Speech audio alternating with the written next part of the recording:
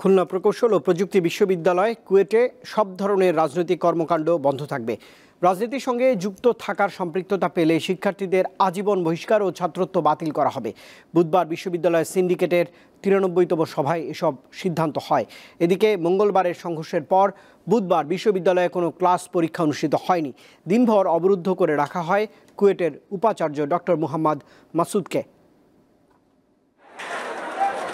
ছাত্র রাজনীতি নিষিদ্ধের দাবি নিয়ে বিরোধের জেরে মঙ্গলবার কুয়েটে ছাত্র দলের সঙ্গে বৈষম্য বিরোধী ছাত্র আন্দোলন ও সাধারণ শিক্ষার্থীদের সংঘর্ষ বাধে। এতে অর্ধ শতাধিক আহত হয়। এই ঘটনাকে কেন্দ্র করে বুধবার সকালে ফের বিক্ষোভ করেন শিক্ষার্থীরা। এই সময় 6 দফা দাবি জানান বিক্ষোভকারীরা। এর মধ্যে রয়েছে শিক্ষার্থীদের উপর হামলার ঘটনায় ব্যর্থতার দায় স্বীকার এবং নিঃশর্ত ক্ষমা চেয়ে উপাচার্য, উপ উপাচার্য ও ছাত্র বিষয়ক পরিচালকের পদত্যাগ। শিক্ষার্থীরা নাকি উস্কানি দিয়েছে। আমরা শিক্ষকদের এই বিবৃতি বিনামূল্যে প্রত্যাখ্যান করছি।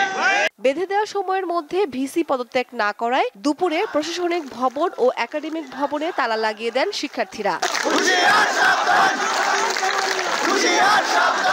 এর আগে বেলা 11:30টায় বিশ্ববিদ্যালয়ের জরুরি সিন্ডিকেট সভা অনুষ্ঠিত হয়। পরে আন্দোলনরত শিক্ষার্থীদের শান্ত হওয়ার আহ্বান জানান প্রশাসন।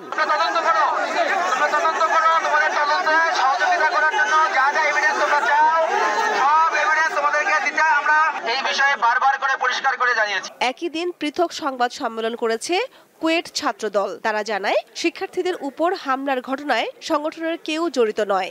এসব ঘটনা চলাকালে এবং পরবর্তীতে কোনরূপ তথ্য প্রমাণ ছাড়াই স্থানীয় জনতার সাথে কুয়েট শিক্ষার্থীদের এই ন্যাক্কারজনক সহিংসতাকে সামাজিক যোগাযোগ মাধ্যমে ছাত্রদলের হামলা বলে পুরো ঘটনাটিকে ভিন্ন খাতে প্রবাহিত করে রাজনৈতিক ফায়দা লোটার চেষ্টা করা হচ্ছে বলে আমরা মনে করছি।